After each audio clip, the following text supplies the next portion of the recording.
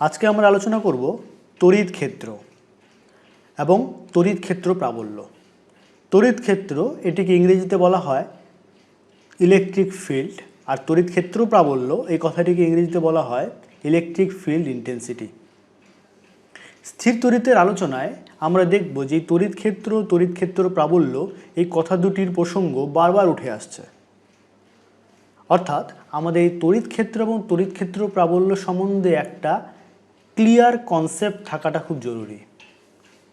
আজকের ভিডিওতে আমরা প্রথমে দেখব যে তড়িৎ ক্ষেত্র কী, তার একটা ইন্ট্রোডাকশন, তার একটা ফিল নেওয়ার চেষ্টা করব যে তড়িৎ ক্ষেত্র ব্যাপারটা বলতে কি বোঝানো হচ্ছে। তারপরে দেখব যে তড়িৎ ক্ষেত্র প্রাবল্য কী, সেটাকে কি পরিমাপ করার মতো জিনিস, যদি পরিমাপ করা যায় তাহলে সেটা কিভাবে করতে হয় সেই ব্যাপারটাও আমরা বিস্তারিতভাবে দেখব। ঠিক আছে, তাহলে তোমরা ভিডিওটি একদম প্রথম থেকে শেষ পর্যন্ত দেখো, তাহলে দেখবে যে তড়িৎ ক্ষেত্র প্রাবল্য সম্বন্ধে কোনোরূপ কোনো সংশয় তোমাদের মধ্যে আর থাকবে না। ঠিক আছে, তো চলো শুরু করা যাক। প্রথমে শুরু করি আমরা তড়িৎ ক্ষেত্র দিয়ে। তড়িৎ ক্ষেত্র বা ইলেকট্রিক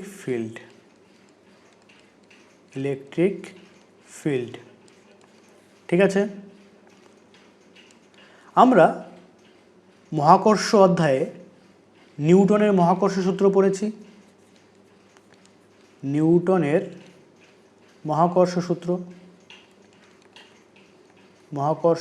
সূত্র কি বলা হয়েছে? নিউটনের মহাকর্ষ সূত্রে বলা হয়েছে যে দুটি বস্তু বা বস্তু কণা যাদের ভর রয়েছে তাদের কিছু দূরত্বে রাখলে পরস্পরের মধ্যে একটি আকর্ষণ বল ক্রিয়া করে। অর্থাৎ এই যদি একটা ধরো বস্তু হয় যার ভর ধরে নাও m1, আর এই একটা বস্তু যার ভর m2, এবং এদের মধ্যবর্তীকার পারস্পরিক দূরত্ব যদি r হয়, তাহলে তাদের মধ্যে একটি বল ক্রিয়া করবে, আকর্ষণধর্মী বল। সেটা কত? g into m1 into m2 divided by r square. এটাকে আমরা কী নাম দিয়েছি? এটাকে আমরা বলছি মহাকর্ষ বল বা গ্র্যাভিটেশনাল ফোর্স। ঠিক একইভাবে আমরা যখন কুলম্বের সূত্র পড়লাম, কুলম্বের সূত্রতে আমরা কি দেখলাম? কুলম্বের সূত্রতে আমরা দেখলাম যে দুটি আহিত বস্তু বা দুটি আধান বা চার্জকে কিছু দূরত্বে রাখলে তাদের মধ্যে একটি বল ক্রিয়া করে। অর্থাৎ এই যদি একটি বস্তু হয় আহিত বস্তু যার মধ্যে আধানের পরিমাণ ধরে নাও Q1, আর এই একটা আহিত বস্তু যার মধ্যে আধানের পরিমাণ Q2, এবং এদের মধ্যবর্তীকার পারস্পরিক দূরত্ব যদি ধরে নাও r হয়, তাহলে তাদের মধ্যে যে বল ক্রিয়া করবে সেটা কত হচ্ছে? 1/4πε0 Q1 into Q2 divided by r square. এটাকে আমরা কি নাম দিচ্ছি? এটাকে আমরা বলছি তড়িৎ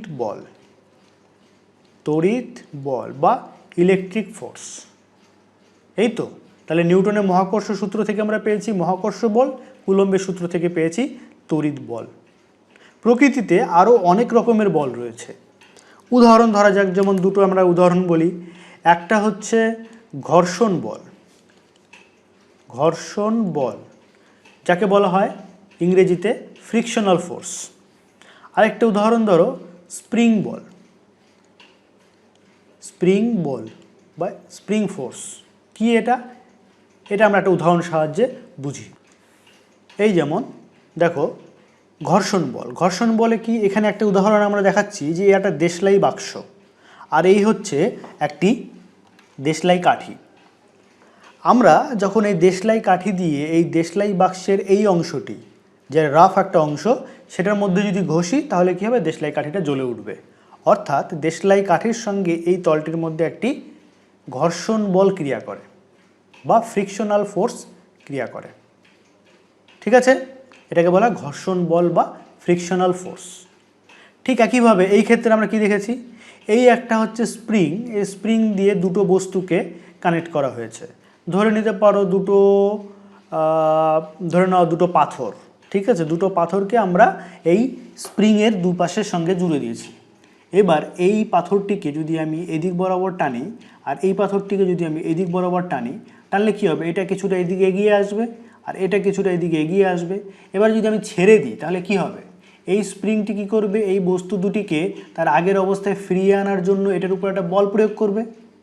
অর্থাৎ স্প্রিংয়ের দ্বারা একটা বল প্রযুক্ত হবে, যার জন্য এই বস্তু দুটি আবার তার আগের অবস্থায় ফিরে আসবে। এখান থেকে এটা এখানে চলে আসবে, এখান থেকে এটা এখানে চলে আসবে। অর্থাৎ স্প্রিং এবং এই বস্তু বা পাথর দুটির মধ্যে স্প্রিং বল ক্রিয়া করবে, যেটাকে বলা হয় স্প্রিং ফোর্স। পরিষ্কার? তাহলে আমরা দেখো এখানে 4টা বলের কথা বললাম। 1 নম্বর বলটি হলো মহাকর্ষ বল, মহাকর্ষ বল। তারপরে কি দেখলাম, তড়িৎ বল, কুলম্বের সূত্র থেকে যেটা পেলাম। এরপরে আমরা দেখলাম ঘর্ষণ বল, ঘর্ষণ বল। আর সবশেষে যেটা দেখলাম সেটা হচ্ছে স্প্রিং বল। এবার বলো যে এই মহাকর্ষ বল, তড়িৎ বল, ঘর্ষণ বল, স্প্রিং বল, এদের মধ্যে কি কোনো পার্থক্য রয়েছে? তোমরা যদি একটু ভালোভাবে অবজার্ভ করো তাহলে দেখবে যে এই যে দুটি বল, মহাকর্ষ বল আর তড়িৎ বল, আর এদিকে ঘর্ষণ বল এবং স্প্রিং বল, এদের মধ্যে একটা পার্থক্য রয়েছে। পার্থক্যটা কি? ঘর্ষণ বল এবং স্প্রিং বলের ক্ষেত্রে যে এই যে ঘর্ষণ বলটা ক্রিয়া করছে কার সঙ্গে, এই দেশলাই বাক্সের সঙ্গে এই দেশলাই কাঠির, তাই তো? তার মানে এরা পরস্পরের সংস্পর্শে আসছে। ঠিক একইভাবে এখানে পাথর দুটির সঙ্গে স্প্রিংয়ের মধ্যে স্প্রিং বল ক্রিয়া করছে, তার মানে এখানে পাথর দুটি এবং স্প্রিংটি পরস্পরের সংস্পর্শে আছে। কিন্তু আমরা নিউটনের মহাকর্ষ সূত্রে যে দুটি বস্তুর কথা বলেছি যাদের মধ্যে মহাকর্ষ বল ক্রিয়া করছে, তারা কিন্তু পরস্পরের সংস্পর্শে নেই। বা কুলম্বের সূত্রে যে দুটি আধানের কথা আমরা বলছি, সেই আধান দুটি কিন্তু পরস্পরের সংস্পর্শে নেই। তাহলে প্রশ্ন হচ্ছে যে এই দুটি বস্তু পরস্পরের সংস্পর্শে নেই বা এই দুটি আধান পরস্পরের সংস্পর্শে নেই, অথচ তারা একটি অপরটির ওপরে আকর্ষণ বা বিকর্ষণ বল ক্রিয়া করছে। সেটা কি করে সম্ভব? সত্যি তো, এটা তো চিন্তা করার মতো বিষয়, একটা ভাবনার বিষয় যে সত্যি তো যারা পরস্পরের সংস্পর্শে নেই, তাহলে একজন আরেকজনের উপরে বল প্রয়োগ করছে কিভাবে? পরিষ্কার? প্রশ্নটা বোঝা গেল তো? এবার একটা উদাহরণ দিয়ে এই জিনিসটাকে আমরা একটু বোঝার চেষ্টা করি। দেখো, আমরা একটা উদাহরণ হিসেবে ধরে নিতে পারি, এই যেমন ধরো আমরা ছোটোবেলাতে সবাই চুম্বক দেখেছি এবং চুম্বক নিয়ে খেলেওছি, তাই তো? এই যেমন ধরো একটা চুম্বক, ঠিক আছে? এটা ধরে নাও তার উত্তর মেরু, এটা তার দক্ষিণ মেরু। এবার আমি আরেকটা চুম্বক এইখানে একটা ধরে নিলাম, ধরো এটা তার উত্তর মেরু, এটা তার দক্ষিণ মেরু। এবার এই চুম্বকটিকে, এটা আমাদের প্রথম চুম্বক, এটা 1 নম্বর দিয়ে দাও, আর এটা 2 নম্বর, ঠিক আছে? এবার এই দ্বিতীয় চুম্বকটিকে যদি প্রথম চুম্বকের কাছে নিয়ে যেতে থাকি, এটা আমরা দেখেছি, আমি একটু বলছি, তোমরা ব্যাপারটা একটু মন দিয়ে শোনো, তাহলে ব্যাপারটা বুঝতে পারবে। দেখো, এই যে চুম্বকটি, এই দ্বিতীয় চুম্বকটিকে যদি প্রথম চুম্বকটির কাছে নিয়ে যেতে থাকি, এটা আগের দিকে নিয়ে যেতে থাকি, এগোতে এগোতে এগোতে এগোতে একটা সময় আসবে যেই দূরত্বটা পার হয়ে গেলে পরেই তাকে আর আমাকে এগিয়ে নিয়ে যেতে হবে না, এটা অটোমেটিক্যালি এই চুম্বকের গায়ে গিয়ে লেগে যাবে। যাবে না? নিশ্চয়ই যাবে, আমরা দেখেছি এটা। আবার যদি মনে করো চুম্বকটার এরকমভাবে থাকে, এটা তার উত্তর মেরু, এটা তার দক্ষিণ মেরু, প্রথম চুম্বকটা, দ্বিতীয় চুম্বকটা উল্টে দিয়েছি আমরা, মানে এই সাইডটা তার দক্ষিণ মেরু, এই সাইডটা তার উত্তর মেরু। এবার তার মানে তারা সমমেরু রয়েছে, তাই তো? এবার এই চুম্বকটিকে যদি আমি সামনের দিকে এগিয়ে নিয়ে যাই, এগিয়ে নিয়ে যেতে যেতে যেতে যেতে যখন আমি এই দূরত্বটা পার করে চলে যাব, এই দূরত্বটা হচ্ছে একটা মিনিমাম ডিস্টেন্স, একটা ন্যূনতম দূরত্ব, ঠিক আছে? এটা আমরা আরেকটু বিস্তারিতভাবে বুঝবো। এটা কি হচ্ছে, নিয়ে যেতে যেতে যেতে যেতে একটা সময় থাকে, যেই সময়ে এই দূরত্বটা পার করে নিয়ে যখনই আমি চুম্বকটাকে এর মধ্যে নিয়ে আসবো, এই দূরত্বের কম ডিস্টেন্সের মধ্যে নিয়ে আসবো, তখন এই চুম্বকটি কী করবে, এই চুম্বকটিকে দূরে ঠেলতে চেষ্টা করবে বা এর উপরে একটা বিপরীতধর্মী বিকর্ষণধর্মী বল ক্রিয়া করবে, তাই তো? এই ক্ষেত্রে আকর্ষণধর্মী বল ক্রিয়া করবে, এটা এটার গায়ে লেগে যাবে, আর এটাকে খুব সহজে এর গায়ে লাগানো যাবে না, এটা কি করবে, এটা একে দূরে ঠেলে দেবে, তাই তো হয়? তার কারণ আমরা জানি সমমেরু পরস্পরকে বিকর্ষণ করে আর বিষমমেরু পরস্পরকে আকর্ষণ করে। কিন্তু প্রশ্নটা সেখানে না, প্রশ্নটা হচ্ছে যে এই চুম্বকটির যখন এই অবস্থানে ছিল তখন কোনো সমস্যা হচ্ছিল না, এই চুম্বকটি যখন এইখানে নিয়ে আসলাম তখনও কোনো সমস্যা হচ্ছে না, যখনই আমি এইখানে নিয়ে আসলাম তখনই সমস্যাটা তৈরি হচ্ছে। সেটা কি? যে এর উপরে একটি বল প্রয়োগ হচ্ছে। এই ক্ষেত্রে সেটা আকর্ষণধর্মী বল আর এই ক্ষেত্রে সেটা বিকর্ষণধর্মী বল। কিন্তু প্রশ্ন হচ্ছে যে এটা কেন হচ্ছে, এই ব্যাপারটা কেন হচ্ছে?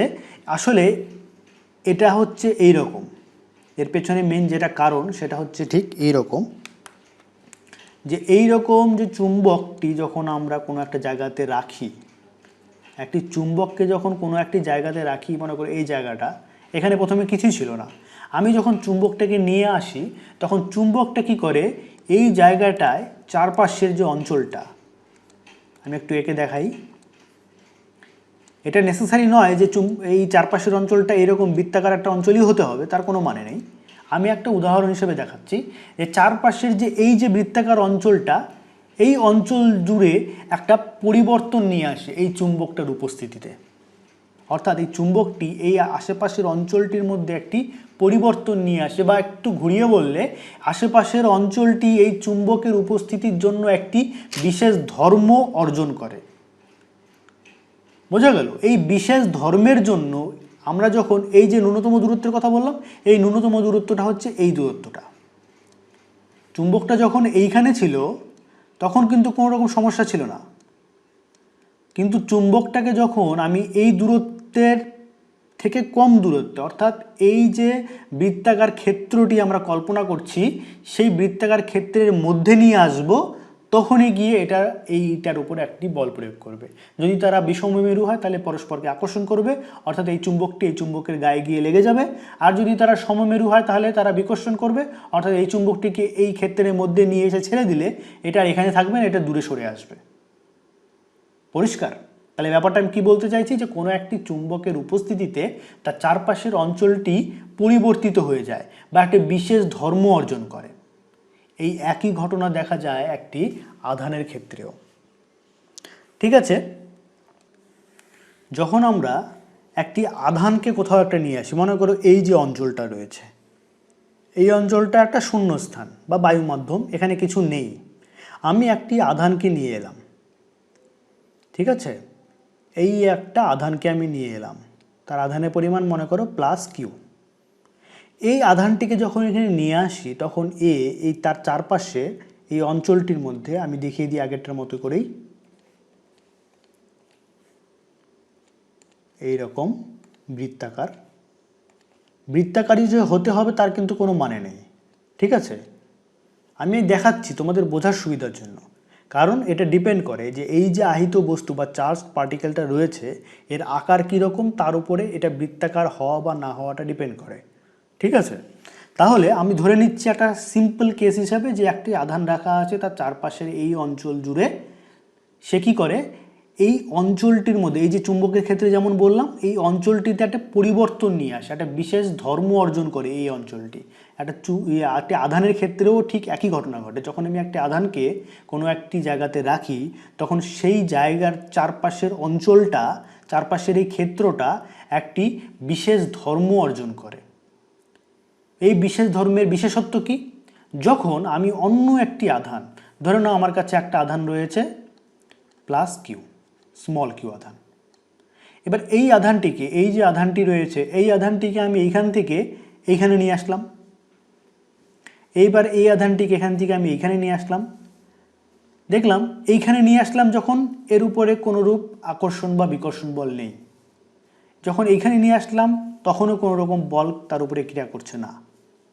যখন আমি এই দূরত্বটা পার করে, এই যে ন্যূনতম দূরত্ব, এটাকে পার করে যখন এর ভেতরে কোথাও একটা নিয়ে এলাম, মনে করো আমি এই জায়গাতে নিয়ে এলাম, সেটা কত দূরত্ব, এই যে আধানটি রয়েছে এই আধান থেকে ধরে নাও r দূরত্বে রয়েছে। ঠিক আছে, এখানে যদি আমি +q আধানটিকে নিয়ে আসি তখন এই +q আধানটি একটি বল অনুভব করে, কার জন্য? এটার জন্য। সেই বলের মান কত হয় কুলম্বের সূত্রানুসারে? কুলম্বের সূত্রানুসারে এদের মধ্যে ক্রিয়াশীল বলের মান 1/4πε0 q × q /r²। এটা আমরা জানি। তাহলে আমার যেটা বলার উদ্দেশ্য সেটা হচ্ছে আধানটি যখন এই জায়গাতে ছিল তখন এর উপরে কিন্তু কোনোরূপ বল ক্রিয়া করছে না। যখন আধানটিকে আমি এইখানে নিয়ে এলাম তখনও তার উপরে কোনো বল ক্রিয়া করছে না। যখন এটাকে আমি এইখানে নিয়ে এলাম তখনও বল ক্রিয়া করছে না। একটা ন্যূনতম দূরত্ব আছে, যেই দূরত্বটা পেরিয়ে গেলে বা সেই দূরত্ব থেকে কম দূরত্বে এই আধানটির কাছে নিয়ে এলে পরে এই দ্বিতীয় আধানটি প্রথম আধানটির জন্য একটি বল অনুভব করে। এই ক্ষেত্রে বিকর্ষণধর্মী বল হবে, তাই না? কারণ এরা হচ্ছে সমজাতীয় আধান, সমজাতীয় আধান পরস্পরকে বিকর্ষণ করে। তাহলে এই প্লাস কিউ আধানটি এই স্মল কিউ আধানটিকে একটি বিকর্ষণ বল প্রয়োগ করবে। কুলম্বের সূত্রানুসারে এই বিকর্ষণ বলের মান কত হবে? 1/4πε0 Q into Q divided by R square. পরিষ্কার? তাহলে আমি যেটা বলতে চাইছি সেটা হচ্ছে যে কোনো একটি আধানের উপস্থিতিতে তার চারপাশের অঞ্চলটির মধ্যে একটি পরিবর্তন আসে, বা অন্যভাবে বললে কোনো একটি আধানের উপস্থিতিতে তার চারপাশের অঞ্চলটি একটি বিশেষ ধর্ম অর্জন করে। এই বিশেষ ধর্মের জন্য অন্য একটি আধান যখন এই অঞ্চলের মধ্যে আসে, এই বিশেষ অঞ্চলটির মধ্যে আসে, তখন সে একটি বল অনুভব করে, যাকে আমরা বলছি তড়িৎ বল। তাহলে এই যে বিশেষ ধর্ম সম্পন্ন ক্ষেত্রটি, এই ক্ষেত্রটিকে বলা হয় তড়িৎ ক্ষেত্র। কি বললাম কথাটা? তাহলে আমি যেখানে যেটা বলতে চাইলাম সেটা হচ্ছে যে কোনো অঞ্চলে একটি আহিত বস্তু রাখলে যদি ওর উপরে একটি তড়িৎ বল ক্রিয়া করে তবে বলা হয় যে ওই উক্ত অঞ্চলে একটি তড়িৎ ক্ষেত্র বর্তমান। তাহলে দেখো এখানে একটা কথা বলা হয়েছে যে কোনো অঞ্চলে একটি আহিত বস্তু রাখলে যদি ওর উপরে একটি তড়িৎ বল ক্রিয়া করে তবে বলা হয় যে ওই উক্ত অঞ্চলে একটি তড়িৎ ক্ষেত্র বর্তমান। মানে কি বলতে চাওয়া হয়েছে? এখানে এই যে প্লাস কিউ আধানটি রয়েছে, তাই না? এই প্লাস কিউ আধানটি যখন এইখানে ছিল এর উপরে কিন্তু কোনোরূপ কোনো বল ক্রিয়া করছিল না। যখন এটাকে আমি নিয়ে আস্তে আস্তে আস্তে আস্তে আমি যখন এইখানে নিয়ে আসলাম তখনও দেখলাম এর উপরে কোনোরূপ কোনো বল ক্রিয়া করলো না। যখন এটাকে আমি এইখানে নিয়ে আসলাম তখনও দেখলাম এর উপরে কোনোরূপ কোনো বল ক্রিয়া করছে না। যখন আমি এই দূরত্বটা পার করে এই জায়গাতে নিয়ে চলে এলাম তখন দেখলাম এর উপরে একটি তড়িৎ বল ক্রিয়া করছে, এবং কুলম্বের সূত্রানুসারে তার মান কত হচ্ছে? 1/4πε0 capital Q into small Q divided by R square. তার মানে এই যে স্মল কিউ আধানটিকে এই ক্ষেত্রে এই জায়গাটাতে নিয়ে আসার ফলে সে যখন একটি তড়িৎ বল অনুভব করলো, তাহলে আমি বলতে পারি এই জায়গাটাতে একটি তড়িৎ ক্ষেত্র বর্তমান। কার তড়িৎ ক্ষেত্র? এই প্লাস কিউ আধানটির তড়িৎ ক্ষেত্র। প্রথমে তো এই জায়গাটা একটা ফাঁকা জায়গা ছিল, এই জায়গাতে কিছু ছিল না। প্রথমে যেটা আমরা দিয়ে শুরু করেছিলাম যে এই জায়গাটা একটা ফাঁকা জায়গা, আমি একটা প্লাস কিউ আধানকে আনলে পরে তার চারপাশের অঞ্চলের একটি বিশেষ পরিবর্তন আসে, বা চারপাশের অঞ্চলটি একটি বিশেষ ধর্ম অর্জন করে, যেই ধর্মের জন্য এই অঞ্চলের মধ্যে অন্য একটি আধান আনলে তার উপরে একটি বল ক্রিয়া করে, যেটাকে আমরা বলছি তড়িৎ বল।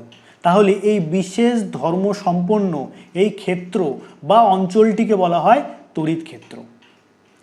পরিষ্কার? তাহলে কোনো অঞ্চলে একটি আহিত বস্তু রাখলে, এই যে প্লাস কিউ, কোনো অঞ্চলে এই অঞ্চলে একটি আহিত বস্তু রাখলে যদি ওর উপরে একটি তড়িৎ বল ক্রিয়া করে, এর উপরে একটি তড়িৎ বল ক্রিয়া করে এটা, তবে বলা যায় যে ওই উক্ত অঞ্চলে একটি তড়িৎ ক্ষেত্র বর্তমান। এটাই হচ্ছে আমাদের তড়িৎ ক্ষেত্রের সংজ্ঞা। তাহলে আশা করি তোমাদেরকে আমি বোঝাতে পারলাম যে তড়িৎ ক্ষেত্র কী।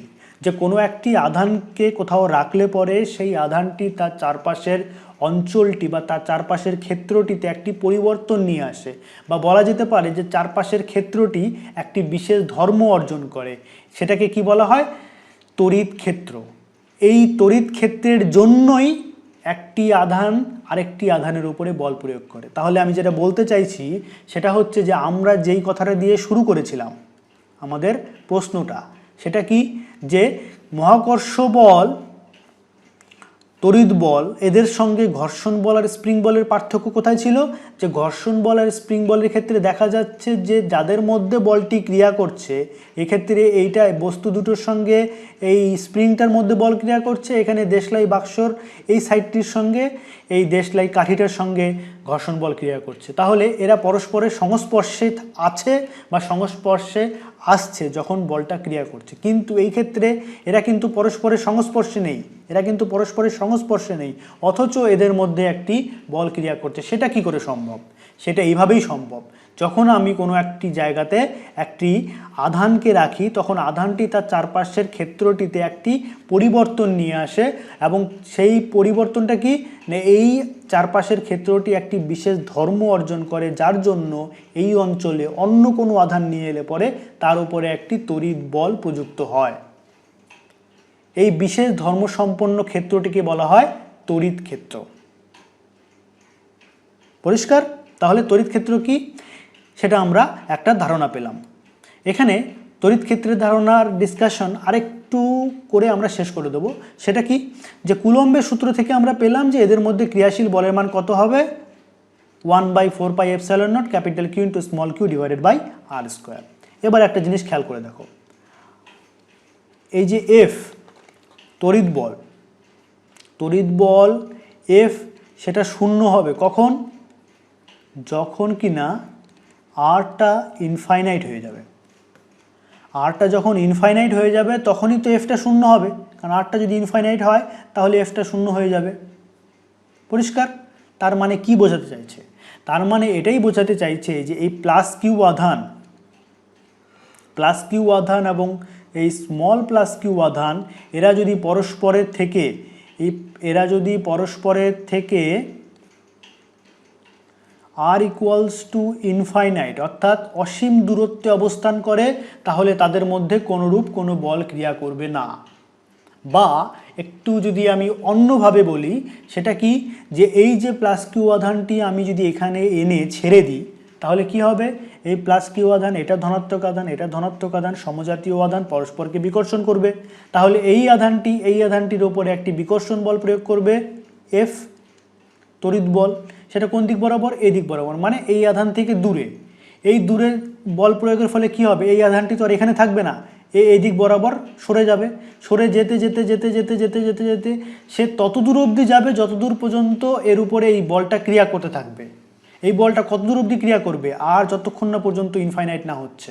তার মানে এই বস্তুটি যখন অসীম দূরত্বে চলে যাবে, আর ইকুয়ালস টু ইনফাইনাইট ডিস্টেন্সে চলে যাবে, তখন এর উপরে আর কোনো বল ক্রিয়া করবে না। অর্থাৎ বলা যেতে পারে এই অসীম দূরত্বে তড়িৎ ক্ষেত্র নেই, কারণ তড়িৎ ক্ষেত্রের মধ্যে থাকলেই তো এই আধানটির উপরে বল ক্রিয়া করবে।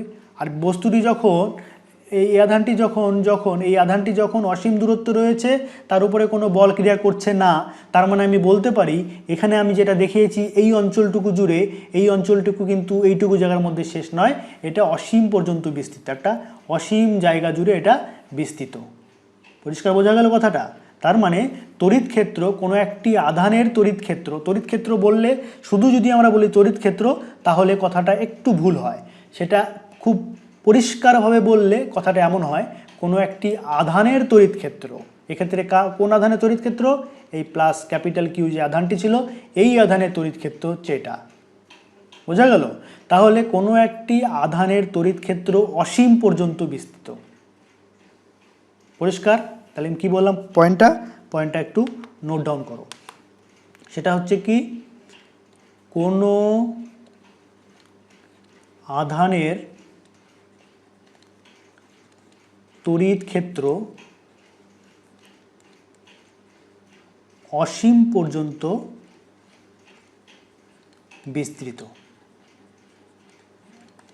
পরিষ্কার? কিন্তু এখানে আমি একটা কথা বলে দিই, নোট করে নাও এটা, সেটা হচ্ছে যে আমরা থিওরিটিক্যালি দেখছি যে আর যখন ইনফাইনাইট হয়ে যাচ্ছে তখন তাদের মধ্যে ক্রিয়াশীল বল শূন্য হয়ে যাচ্ছে, কিন্তু প্র্যাকটিক্যালি এই জিনিসটা কিন্তু হয় না। তার মানে আমি এটা বলতে চাইছি যে এই আধানটিকে যদি আমি এখানে এনে ছেড়ে দিই, এটা কিন্তু খুব বেশি দূর, এটা কিন্তু অসীম দূরত্ব পর্যন্ত যাবে না, এ কিছুটা দূরত্ব গিয়ে থেমে যাবে। মনে করো এই দূরত্বে আসলো, এখানে এসে সেটা থেমে যাবে। তার মানে এখানে থেমে যাওয়া মানে কি, এখানে তার উপরে কোনো আর বল প্রযুক্ত হচ্ছে না। তার মানে এই তড়িৎ বলটা অসীম পর্যন্ত নয়, এই একটা ফাইনাইট ডিস্টেন্স পর্যন্ত তার উপরে বিস্তৃত। বোঝা গেল কথাটা? তার মানে থিওরিটিক্যালি সেটা অসীম পর্যন্ত বিস্তৃত, কিন্তু বাস্তব ক্ষেত্রে দেখা যায় এটা কয়েক মিটার দূরত্ব পর্যন্তই বিস্তৃত। এই উদাহরণটি যে চুম্বকের ক্ষেত্রে আমরা যেটা দেখেছিলাম, যে এই চুম্বকটিকে যদি এর কাছে নিয়ে যাই এই জায়গার থেকে কম দূরত্বের মধ্যে নিয়ে আসি, তখন এই চুম্বকটা এই চুম্বকের গায়ে গিয়ে লেগে যায়। আবার এই ক্ষেত্রে কি দেখলাম, এই চুম্বকটাকে যদি এই ন্যূনতম দূরত্ব থেকে অতিক্রম করে এর ভেতরে নিয়ে আসি, বা এই যে ক্ষেত্রটির ভেতরে নিয়ে আসি, তখন এরা সমমেরু পরস্পরকে বিকর্ষণ করবে মানে কি, এটাকে দূরে ঠেলে দিতে চাইবে এদিক বরাবর একটা বল প্রয়োগ করবে এর উপরে।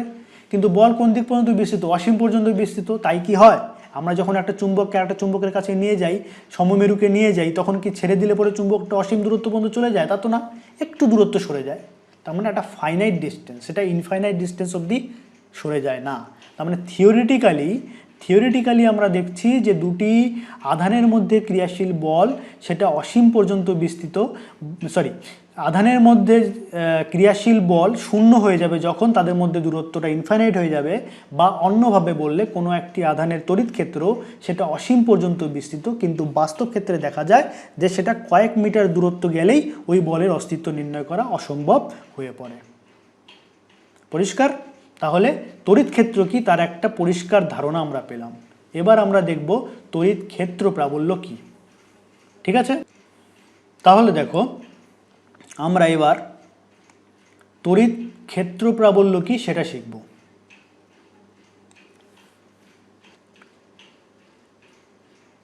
আচ্ছা, তাহলে এখন আমরা দেখব তড়িৎ ক্ষেত্র প্রাবল্য। তড়িৎ ক্ষেত্র প্রাবল্য, যাকে ইংরেজিতে বলা হয় ইলেকট্রিক ফিল্ড ইন্টেন্সিটি। ঠিক আছে? তড়িৎ ক্ষেত্র প্রাবল্য বা ইলেকট্রিক ফিল্ড ইন্টেন্সিটি। আমরা তড়িৎ ক্ষেত্র কি সেই ধারণা পেলাম। তড়িৎ ক্ষেত্র প্রাবল্য হচ্ছে একটি নতুন রাশি। বস্তুর ভর যেমন একটা রাশি, বস্তুর আধান যেমন একটা রাশি, সেরকম আধানের জন্য আমরা তড়িৎ ক্ষেত্র দেখলাম। তড়িৎ ক্ষেত্র প্রাবল্য হচ্ছে একটি নতুন রাশি। এই তড়িৎ ক্ষেত্র প্রাবল্যকে ইংলিশ ক্যাপিটাল লেটার ই দিয়ে প্রকাশ করা হয়। এটি একটি ভেক্টর রাশি। বল যেমন একটি ভেক্টর রাশি, তড়িৎ ক্ষেত্র প্রাবল্য সেটিও একটি ভেক্টর রাশি। বলকে যেমন ক্যাপিটাল লেটার এফ দিয়ে প্রকাশ করা হয়, তড়িৎ ক্ষেত্র প্রাবল্যকে ক্যাপিটাল লেটার ই দিয়ে প্রকাশ করা হয়। পরিষ্কার? তাহলে আমরা প্রথমে দেখে নিই যে তড়িৎ ক্ষেত্র প্রাবল্যের সংজ্ঞাটা কি। ঠিক আছে? তড়িৎ ক্ষেত্র প্রাবল্যের সংজ্ঞায় কি বলা হয়েছে? তড়িৎ ক্ষেত্রের কোনো বিন্দুতে তড়িৎ ক্ষেত্রের প্রাবল্য বলতে ওই বিন্দুতে একটি একক ধনাত্মক আধান আনলে যে বল অনুভব করে তাকে বোঝায়। এটা হচ্ছে সংজ্ঞা। আরেকবার পড়ি। তড়িৎ ক্ষেত্রের কোনো বিন্দুতে তড়িৎ ক্ষেত্রের প্রাবল্য বলতে ওই বিন্দুতে একটি একক ধনাত্মক আধান আনলে যে বল অনুভব করে তাকে বোঝায়। এখন বুঝতে একটু কঠিন মনে হচ্ছে, তাই তো? দেখো, আমি একটু সহজ করে দিচ্ছি। এটুকু প্রথমে এখনই তোমার তো মাথা ব্যথা করার দরকার নেই। আমি তোমাদেরকে সেই তড়িৎ ক্ষেত্রের ধারণা থেকে শুরু করি। তড়িৎ ক্ষেত্রে কি বলেছি? যে একটি প্লাস কিউ আধান আমরা ধরে নিলাম। এই প্লাস কিউ আধানটি কি করছে? তার চারপাশের অঞ্চলের মধ্যে একটি পরিবর্তন নিয়ে আসছে, যেটাকে এখন আমরা আর পরিবর্তন বলবো না, কারণ আমরা তড়িৎ ক্ষেত্রে ধারণা পেয়ে গেছি। তাই বলতে পারি যে কোনো একটি আধান তার চারপাশের অঞ্চলে একটি তড়িৎ ক্ষেত্র তৈরি করে। এটাকে বলা হচ্ছে তড়িৎ ক্ষেত্র। এই তড়িৎ ক্ষেত্রের মধ্যে অন্য একটি আধানকে যখন আমরা নিয়ে আসি, তখন সেই আধানটি তড়িৎ ক্ষেত্রের জন্য একটি বল অনুভব করে। যেহেতু এরা সমজাতীয় আধান, তাহলে এক্ষেত্রে কি বিকর্ষণ বল অনুভব করবে, তাই তো? তাহলে প্লাস স্মল কিউ আধানটি এই প্লাস ক্যাপিটাল কিউ আধানের তড়িৎ ক্ষেত্রের জন্য একটি বল অনুভব করছে। এবার আমরা কুলম্বের সূত্রে যেটা বলি, সবসময় যেটা পড়ে থাকি, যে দুটি আধানকে কিছু দূরত্বে রাখলে পরে তাদের মধ্যে একটি তড়িৎ বল ক্রিয়া করে। এই যে তড়িৎ বল ক্রিয়া করা, এটা কিন্তু দুটো স্টেপে হয়। এটা হচ্ছে 2 স্টেপ প্রসেস। কি স্টেপ? প্রথম স্টেপ হচ্ছে একটি আধান প্রথমে তড়িৎ ক্ষেত্র তৈরি করে, তড়িৎ ক্ষেত্র তৈরি করে। তারপরে এই তড়িৎ ক্ষেত্র অন্য কোনো আধানের উপর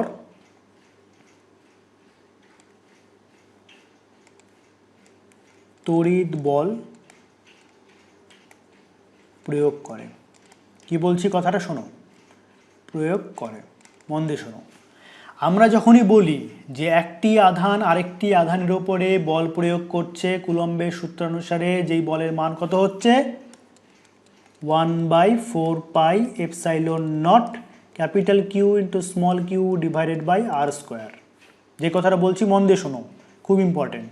সেটা কি, যে আমরা যখন বলছি যে এই প্লাস কিউ আধান তার চারপাশে একটি তড়িৎ ক্ষেত্র তৈরি করে, সেই তড়িৎ ক্ষেত্রের মধ্যে অন্য কোনো একটি আধান নিয়ে এলে সেই এই আধানটি তড়িৎ ক্ষেত্রের জন্য একটি বল অনুভব করে, যেই বলের মান কত হচ্ছে 1/4πε0 capital Q into small Q divided by R square, যেটাকে আমরা নাম দিচ্ছি কি তড়িৎ বল।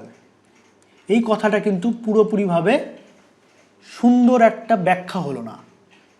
এটাকে যদি খুব প্রিসাইজলি বলি তাহলে ব্যাপারটা কি হয়, এটা হচ্ছে একটা 2 স্টেপ প্রসেস, মানে দুটি ধাপে হয়।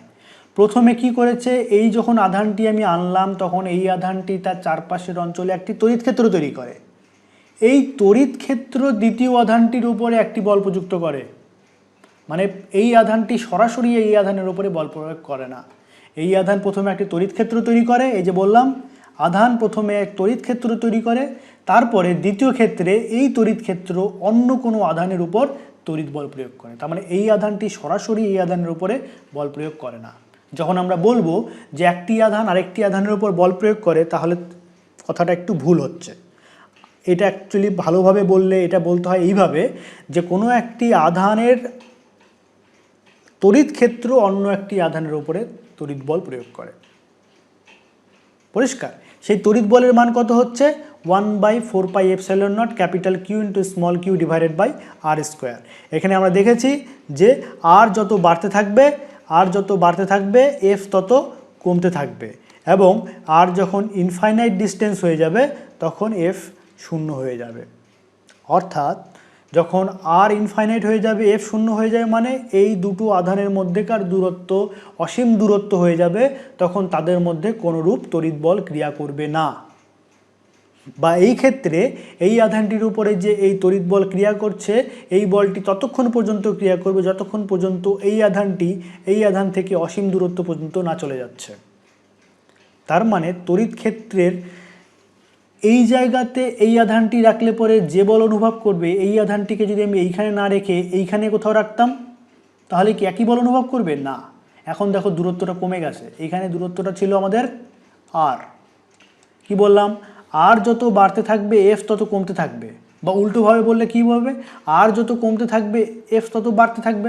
তার মানে এইখানে থাকা অবস্থায় আধানটির উপরে যে বল প্রয়োগ হচ্ছে, এই আধানটি যদি এইখানে না থেকে এইখানে থাকতো তাহলে তার উপরে বেশি বল প্রয়োগ হবে, কারণ দূরত্ব কমে যাচ্ছে। আর যত কমে যেতে থাকবে এফটা তত বেড়ে যেতে থাকবে। এই দূরত্ব যত আরও কমতে থাকবে, যদি আমি এইখানে নিয়ে আসি তাহলে এর উপরে ক্রিয়াশীল বলের মান তত বাড়তে থাকবে। বা উল্টোভাবে বললে এই আধানটি যদি এইখানে না থেকে আমি এইখানে নিয়ে যেতাম তাহলে তার উপর ক্রিয়াশীল বল কমে যেত। অর্থাৎ দূরত্বের সঙ্গে সঙ্গে এর উপরে ক্রিয়াশীল তড়িৎ বলের মানও পরিবর্তন হয়ে যাচ্ছে। বা অন্যভাবে বললে তড়িৎ ক্ষেত্র সব জায়গাতে সমান নয়, বা তড়িৎ ক্ষেত্রের প্রাবল্য সব জায়গাতে সমান নয়, কোথাও বেশি কোথাও কম। আধানের যত কাছে যেতে থাকবো সেই তড়িৎ ক্ষেত্রের প্রাবল্য তত বাড়তে থাকবে, যত দূরে যেতে থাকবো তড়িৎ ক্ষেত্রের প্রাবল্য তত কমতে থাকবে। বোঝা গেল কথাটা?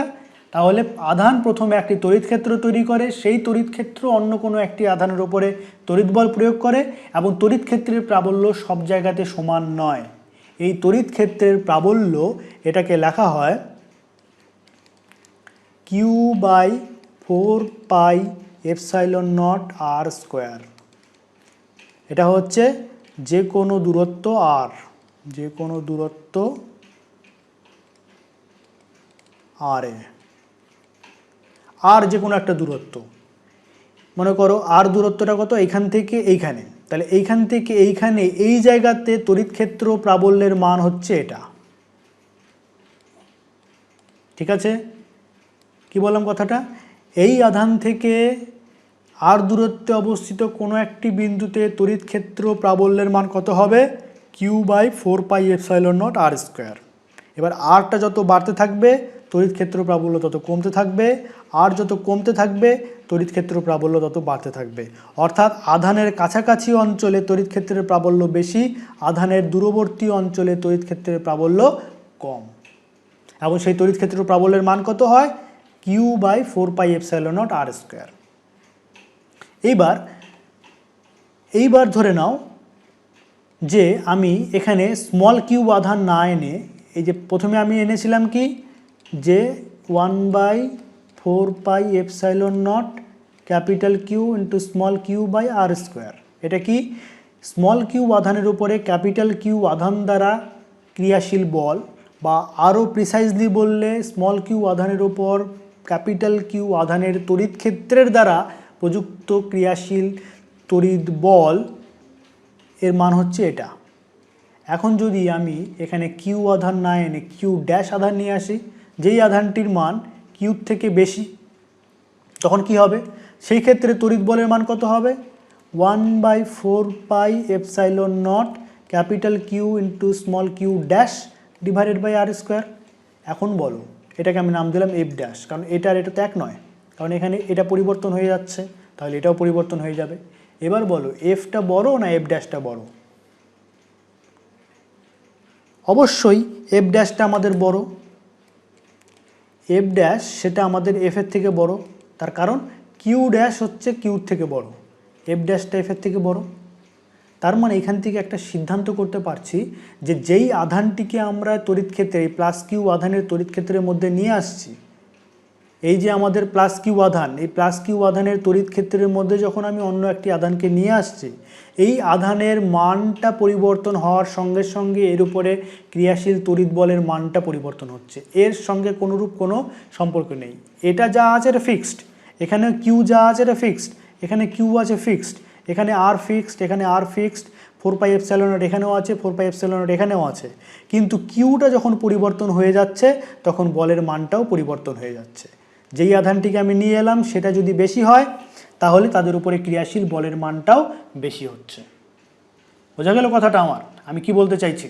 তার মানে যে কোনো একটি আধানের তড়িৎ ক্ষেত্রের প্রাবল্য সব জায়গাতে সমান নয়, আধানের কাছাকাছি অঞ্চলে তড়িৎ ক্ষেত্রের প্রাবল্য বেশি, যত আমরা আধান থেকে দূরে যেতে থাকব তার উপরে ক্রিয়াশীল তড়িৎ বলের মান তত কমতে থাকবে, বা তড়িৎ ক্ষেত্র প্রাবল্য কমতে থাকবে। এবং একটি আধানের মানের উপর নির্ভর করছে যে কোনো একটি আধানের তড়িৎ ক্ষেত্র তার উপরে কত বল প্রয়োগ করবে। যদি আধানের মান বেশি হয় তাহলে তার উপরে ক্রিয়াশীল বলের মানও বেশি হবে, যদি আধানটির মান কম হয় তাহলে তার উপরে ক্রিয়াশীল তড়িৎ বলের মানও কম হবে। ঠিক আছে, পরিষ্কার বোঝা গেল কথাটা?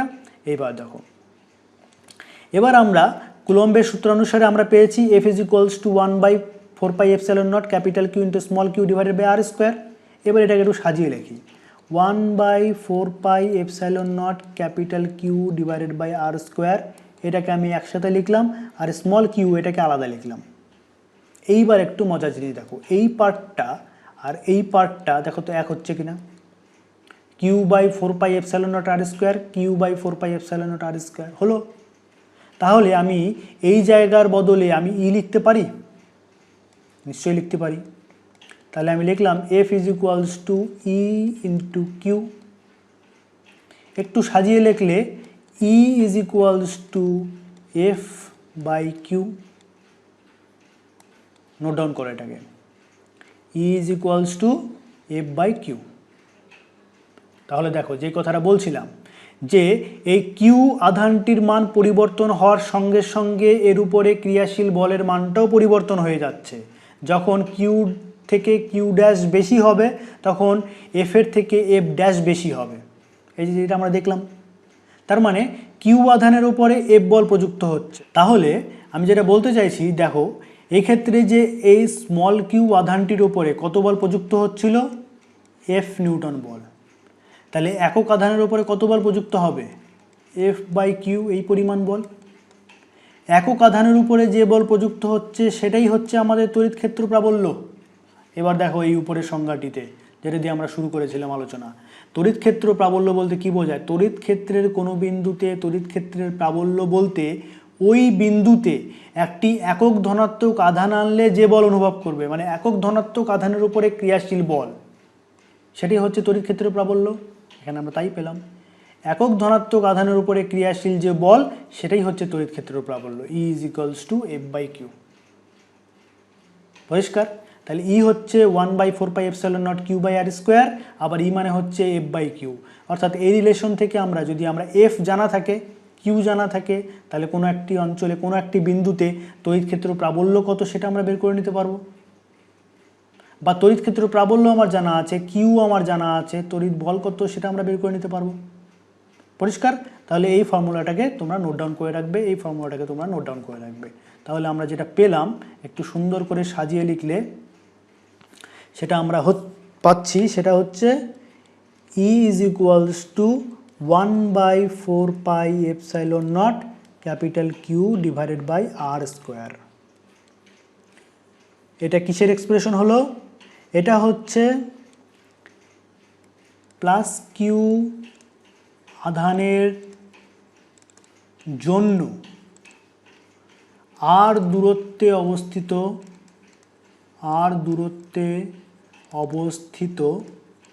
কোনো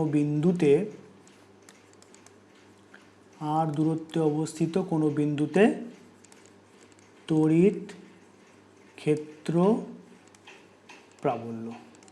বোঝা গেল?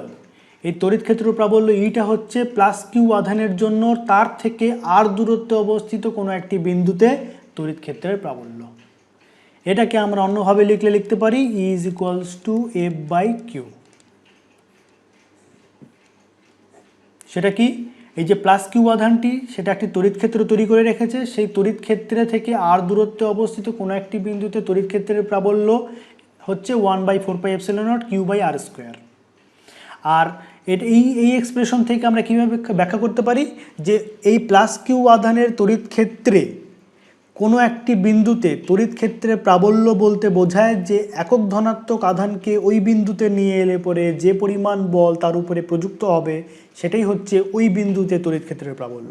আর একটু সহজ করে করি, দেখো এই যে আমরা বললাম প্লাস কিউ আধান তার চারপাশে একটি তড়িৎ ক্ষেত্র তৈরি করে রেখেছে,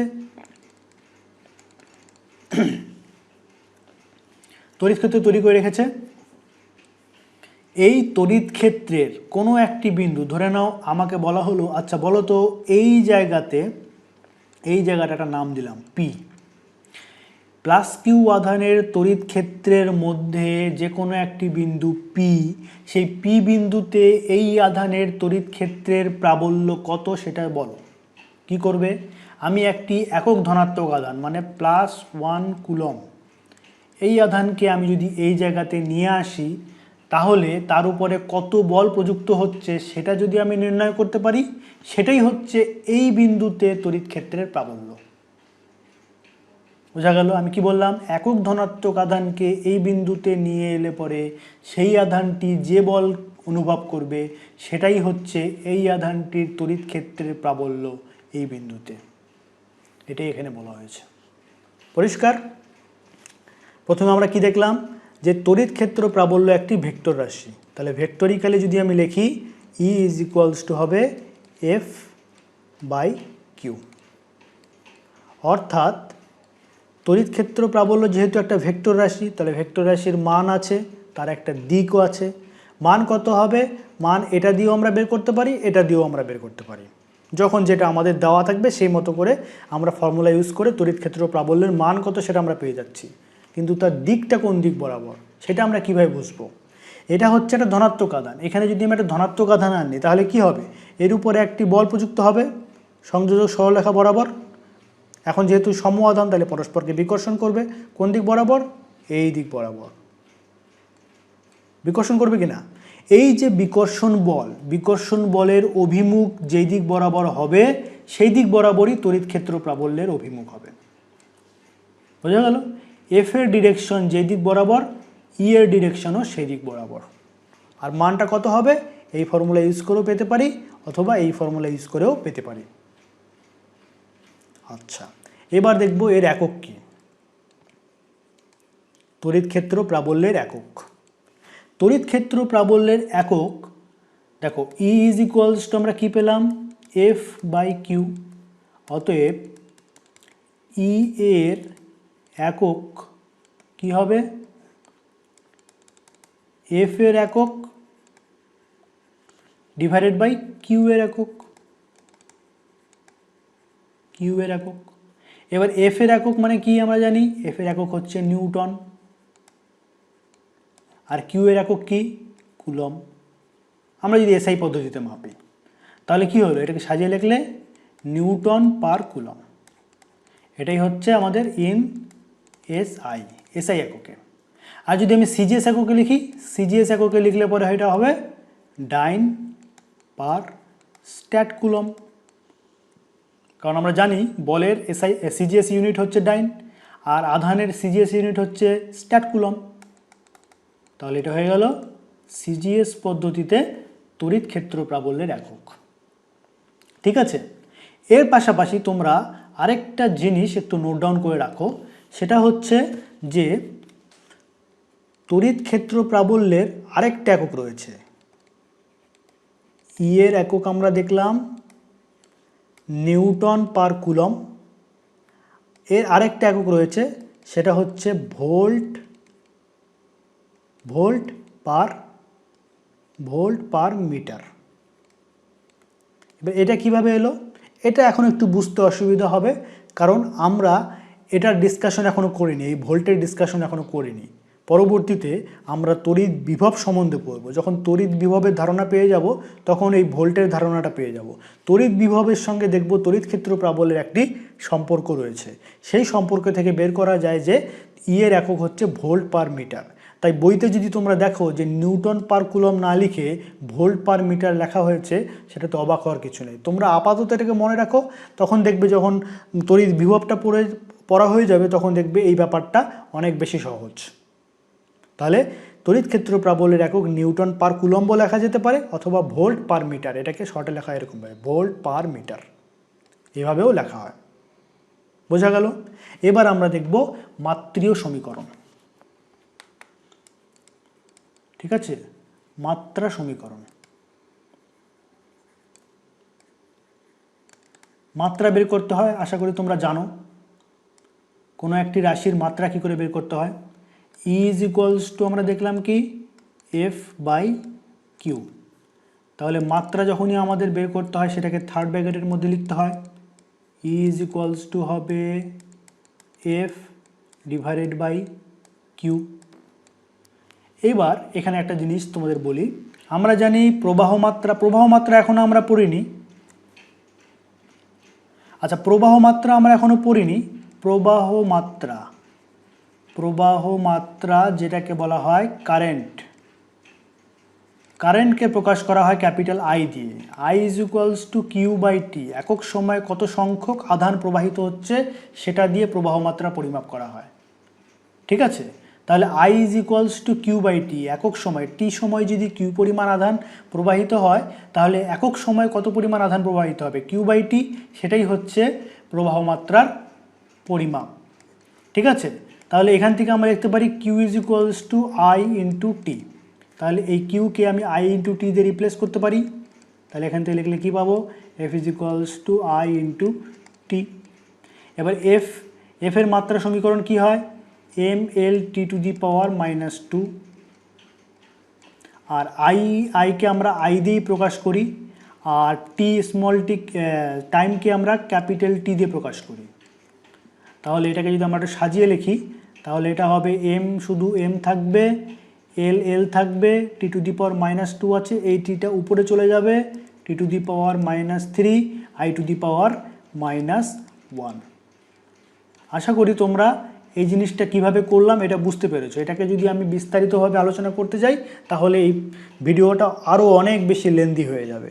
এবং যদিও এটা এখানকার পার্ট নয়, এটা ইউনিট অ্যান্ড ডাইমেনশন অ্যানালিসিসে আমরা একদম প্রথমের দিকে যে চ্যাপ্টারটা সেখানে আমরা এই জিনিসটা নিয়ে পড়েছি।